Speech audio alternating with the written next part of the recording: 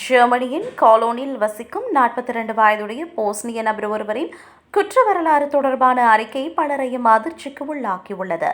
வடக்கு ரைன் வெஸ்ட்பாலியாவில் உள்ள போலீஸ் பதிவுகளின்படி குற்றங்கள் தொடர்பாக அவரது பெயர் 147 தடவைகள் பதியப்பட்டுள்ளன. அவற்றில் திருட்டு, கொள்ளை, மோசடி மற்றும் தாக்குதல் ஆகிய குற்றங்கள் அடங்கும். குறித்த நபர் 80 திருட்டு வழக்குகளிலும் 41 திட்டமிட்ட திருட்டு வழக்குகளிலும் சந்தேக நபராக பெயரிடப்பட்டுள்ளார். பல வழக்குகள் சந்தேகங்கள் மட்டுமே என்றாலும் நீதிமன்ற ஆவணங்கள் அவரை 11 தடவைகள் குற்றவாளியாக அடையாளப்படுத்துகின்றன.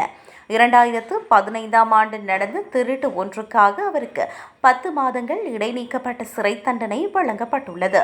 இந்த நிலையில் பெரும்பாலும் அவருக்கு அபராதங்கள் விதிக்கப்பட்டுள்ளன.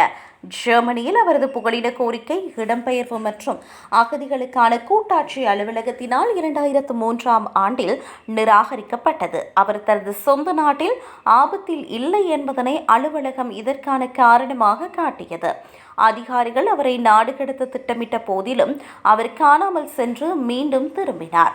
இவ்வாறு இருக்க 2009ஆம் ஆண்டில் நாடு கடத்தப்படுவது தொடர்பான சட்ட வழக்குக்கும் அவருக்கு எதிராக தீர்ப்பு வழங்கப்பட்டது. இருப்பினும் குறித்த நபர் தற்காலிக குடியிருப்பு அனுமதியுடன் கோலோனில் தொடர்ந்து வசித்து வருகிறார்.